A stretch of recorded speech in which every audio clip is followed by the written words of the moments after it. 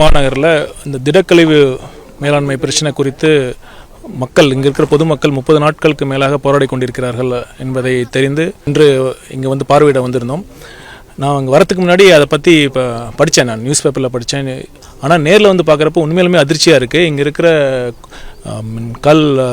குவாரியில் dump பண்ணி கிட்டத்தட்ட 17 ஏக்கரில் வந்து இது வரைக்கும் டம்ப் பண்ணியிருக்காங்க. குவாரிஸை திடக்கழிவு மேலாண்மை அதோட விதிகள் படி 2016 வந்தது. அதைப்படி வந்து தரம் பிரித்து தான் குப்பையை கொட்டணும்.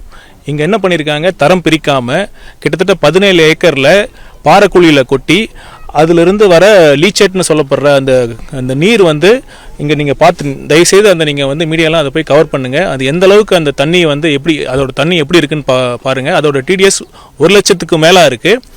இதை சுற்றி இருக்கிற கிலோமீட்டர் 1 கிலோமீட்டர் சுற்றி இருக்கிற அங்கே இருக்கிற மக்கள்லாம் கிட்டத்தட்ட 80,000 இருக்குது. இன்னும் ஒரு 8 கிலோமீட்டர் போனால் 8,000 அளவுக்கு TDS இருக்குது. அதாவது நம்ம இந்திய அரசியலமைப்பு சட்டத்தில் வாழும் உரிமைன்னு இருக்குல்ல, அதுவே மீறப்பட்டிருக்கு.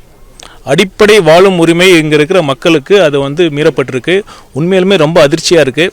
இதற்கு காரணம் என்னென்னா பார்த்தீங்கன்னா, இங்கே திருப்பூர் மாநகராட்சியில் மட்டும் 28 MCC, அதாவது மைக்ரோ கம்போஸ்டிங் சென்டர், அவங்க அதோட பணி என்னென்னா இங்கே இருக்கிற குப்பைகளெல்லாம் கலெக்ட் பண்ணி அதை தரம் பிரித்து உரமாக கன்வெர்ட் பண்ணலாம், அதை வருவாயாக கூட அது மாற்றலாம்.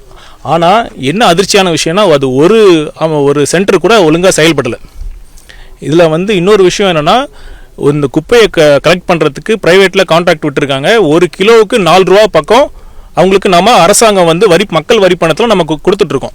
ஆனால் அந்த பணியை வந்து அந்த அமைப்புகள் அந்த கான்ட்ராக்டை சரியாக செய்கிறாங்களான்னா சுத்தமாக கிடையாது.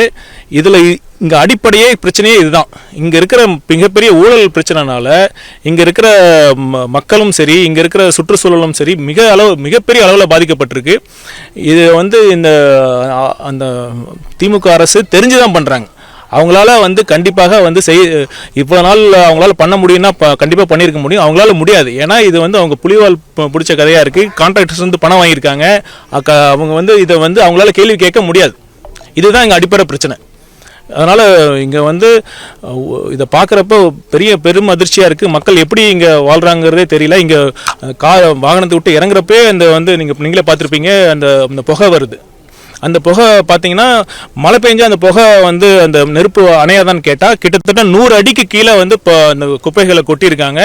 மழை பெஞ்சாலும் சரி, மழை பெய்யலாலும் சரி, அது புகை வந்துக்கிட்டே இருக்குது. பெரிய ஒரு சுற்றுச்சூழல் அபாயத்தில் நம்ம இருந்துகிட்ருக்கோம். டாலர் சிட்டின்னு நம்ம சொல்கிறோம். திருப்பூர் மாவட்டம் வந்து எந்த அளவுக்கு ஏற்றுமதியை வந்து சப்போர்ட் பண்ணுறாங்க, எந்த அளவுக்கு வந்து வேலைவாய்ப்பு கொடுத்துட்ருக்காங்க. அப்படி இருக்கிறப்ப இந்த மாதிரி ஒரு முக்கியமான ஒரு தொழில் நகரமாக இருக்கிற திருப்பூர் மாவட்டத்தை வந்து திமுக அரசு இப்படி புறக்கணிச்சிட்டு இருக்காங்க நினைக்கிறப்ப உண்மையிலுமே அவங்க எந்த அளவுக்கு மக்கள் மீது அக்கறை வச்சிருக்காங்கிறது தெளிவாக காட்டுது. இப்போ நீங்கள் இந்த கொங்கு மண்டலத்தில் பேசிக்காக வந்துடுறோம். ஸோ உங்கள் விவசாயத்தை பற்றி உங்களுக்கு ஓரளவுக்கு தெரியும். அப்போ இந்த குப்பை கொட்டுறதுனால இங்கே அந்த நிலத்தடி நீர் வந்து ரொம்ப பாதிக்கப்பட்டிருக்கு. இப்போது இதே மாதிரி மற்ற இடங்கள் நீங்கள் போயிட்டு அந்த இடுவாய் அந்த மாதிரி பகுதிகளுக்கு போயிட்டு வந்துட்டு இதே மாதிரி அங்கே அந்த பொங்குப்பாளையங்கிற ஏரியாவில் கூப்பிட்டு அங்கே அந்த மாதிரி இது தொடர் மக்கள் பிரச்சனையாக இருந்துட்டு இருக்கு. இது தாவேக சார்பில் என்ன மாதிரியான முன்னெடுப்புகள் எடுக்கணும்? இது பார்த்திங்கன்னா இப்போ இன்றைக்கி நேற்று ஆரம்பித்த பிரச்சனை இல்லை. பல வருடங்களாக தொடர்ந்து இதை மாதிரி பண்ணிகிட்ருக்காங்க. இதை வந்து அரசு வந்து முனைப்பு இருந்ததுன்னா, உண்மையாலுமே அவங்களுக்கு முனைப்பு இருந்ததுன்னா மக்களோட ஒத்துழைப்பை வந்து அவங்க நாடி இருக்கணும். மக்களோட ஒரு கூட்டு முயற்சியாக மக்களோடு சேர்ந்து இணைந்து வந்து அவங்க மக்களோட இணைந்து பண்ணுறதுக்கு அரசாங்கம் தான் முன்னெடுத்து பண்ணியிருக்கணும். அந்த இனிஷியேட்டிவ் வந்து அரசாங்கம் தான் பண்ணியிருக்கணும். தமிழக வெற்றி கழகம் வந்து கண்டிப்பாக சுற்றுச்சூழல் பாதிப்பை வந்து கடுமையாக வந்து நாங்கள் வந்து சுற்றுச்சூழல் அதை பாதுகாக்கணுங்கிறது தான் கட்சியோட ஒரு கொள்கையில் முக்கியமான கொள்கைகளில் ஒன்று. எங்களோட வரைவு தேர்தல் அறிக்கையில் இதை பற்றி நாங்கள் கண்டிப்பாக இதில் அட்ரஸ் பண்ணுற மாதிரி இருக்கும்.